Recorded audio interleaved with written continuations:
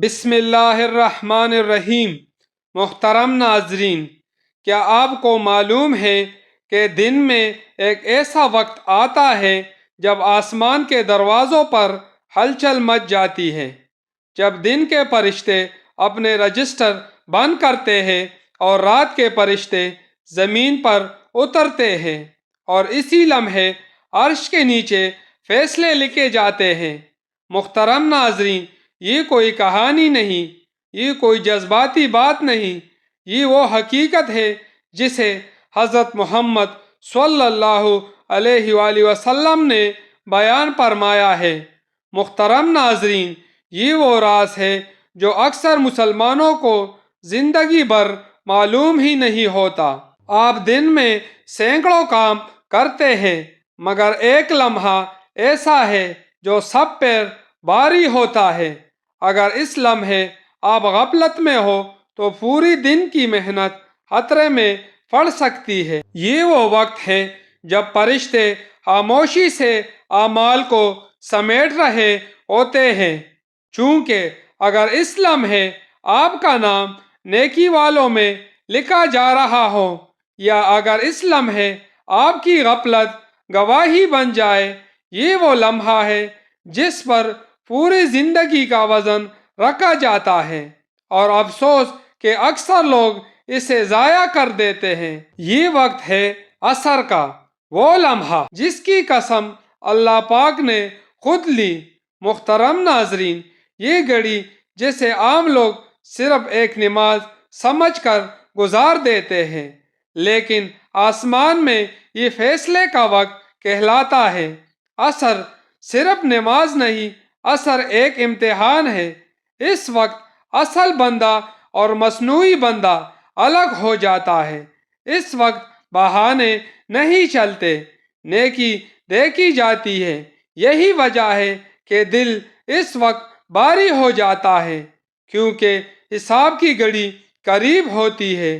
جس چیز پر اللہ پاک قسم کھائے وہ معمولی نہیں ہو سکتی۔ محترم ناظرین، یہ جو وقت ہے نا، یہ عام وقت نہیں، یہ وہ گھڑی ہے جب زمین پر انسان مصروف ہوتا ہے، مگر آسمان میں حساب مکمل ہو رہا ہوتا ہے۔ نبی کریم صلی اللہ علیہ وآلہ وسلم نے ہمیں بتایا کہ اللہ تعالیٰ نے فرشتوں کے دو گروہ مقرر فرمائے ہیں۔ ایک وہ فرشتے جو دن بھر انسان کے ساتھ رہتے ہیں، اس کے الفاظ، اس کے اعمال، حتیٰ کہ دل کی نیت تک لکھتے ہیں، اور جب عصر کا وقت آتا ہے تو وہ دن والے فرشتے واپس لوٹتے ہیں اور پوری رپورٹ اللہ رب العزت کے حضور پیش کر دیتے ہیں۔ محترم ناظرین، ذرا آنکھیں بند کر کے یہ منظر سوچئے، ایک فرشتہ دائیں جانب، ایک فرشتہ بائیں جانب، دونوں کے ہاتھ میں آپ کے پورے دن کی فائل۔ کوئی منظر حذف نہیں، کوئی بات چھپی نہیں، وہ بات بھی لکھی جا چکی ہے جو آپ نے دل میں دبائی، وہ آنسو بھی محفوظ ہے جو کسی نے نہیں دیکھا۔ عصر کے وقت یہ فائل بند ہوتی ہے اور سیدھی اللہ کے حضور پیش کی جاتی ہے۔ اب ذرا سوچئے آپ کی فائل میں کیا لکھا جا رہا ہوگا۔ اس لمحے رات والے فرشتے زمین پر نازل ہوتے ہیں اور فجر تک انسان کے ساتھ رہتے ہیں، پھر فجر کے وقت وہ بھی واپس لوٹ جاتے ہیں۔ قرآن ہمیں یہی احساس دلاتا ہے کہ کوئی عمل ضائع نہیں ہوتا، کوئی بات بے وزن نہیں ہوتی، اور کوئی آنسو اللہ سے چھپا ہوا نہیں ہوتا۔ محترم ناظرین، اس لیے رسول اللہ صلی اللہ علیہ وآلہ وسلم نے فجر اور عصر کی خاص فضیلت بیان فرمائی اور فرمایا کہ جو شخص ان دونوں نمازوں کی حفاظت کرتا ہے، اللہ تعالیٰ اس کی حفاظت فرماتا ہے۔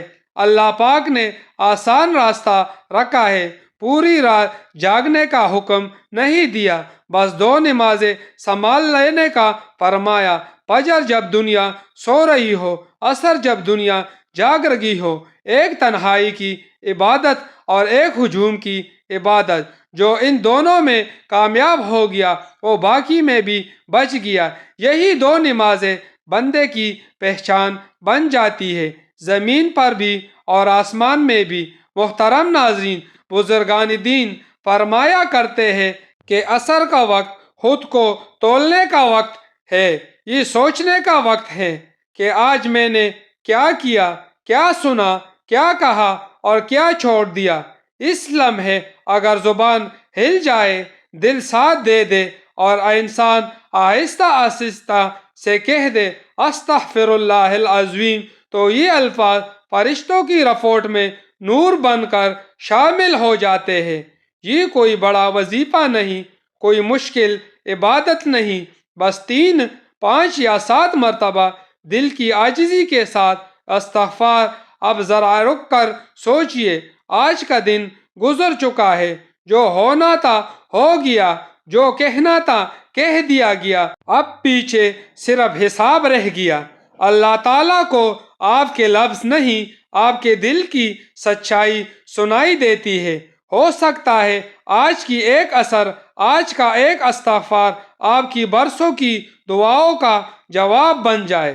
جب سورج ڈھلنے لگتا ہے اور شام کی خاموشی دل پر اترنے لگتی ہے تو یہ منظر ہمیں یاد دلاتا ہے کہ زندگی بھی اسی طرح ڈل رہی ہے۔ محترم ناظرین، یہ لمحہ دوبارہ نہیں آتا، جو وقت گزر گیا وہ واپس نہیں ملتا۔ ہو سکتا ہے یہ آپ کی زندگی کی سب سے قیمتی اثر ہو سکتا ہے یہی نماز آپ کے لیے ڈال بن جائے۔ فیصلہ ابھی ہے، کل پر مت چھوڑے۔ اے اللہ، ہمیں ان لوگوں میں شامل فرما جن کے دن بھی تیرے نام پر گزرے اور راتیں بھی تیرے ذکر میں ڈل جائے۔ ہماری فجر اور ہماری عصر کو ہمارے حق میں دلیل بنا دے، ہمارے خلاف نہیں۔ ہماری غفلتوں کو معاف فرما، ہماری کوتاہیوں کو درگزر فرما، ہمارے اعمال میں نور بھر دے اور ہمیں اپنی رضا اور جنت الفردوس عطا فرما۔ آمین یا رب العالمین۔ محترم ناظرین، اگر یہ بیان آپ کے دل کو چھو گیا ہو تو ویڈیو کو لائک ضرور کیجیے۔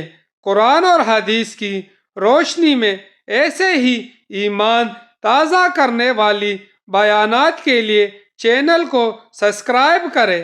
اس ویڈیو کو اپنے عزیزوں اور دوستوں کے ساتھ شیئر کریں، ممکن ہے کسی کی ایک اثر سنوار جائے۔ کمنٹس میں ضرور بتائیں کہ اس پیغام نے آپ کے دل پر کیا اثر چھوڑا۔